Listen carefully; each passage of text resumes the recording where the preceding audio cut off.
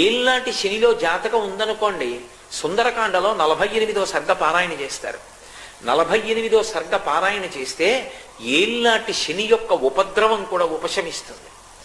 హనుమ పేరు చెప్పి హనుమకి పూజ చేస్తే వెంటనే శనీశ్వరుడు కూడా తన యొక్క విశేషమైనటువంటి శక్తిని తగ్గించేస్తాడు. తగ్గించి జాతకుడికి శాంతి కలిగేటట్టుగా చేస్తాడు.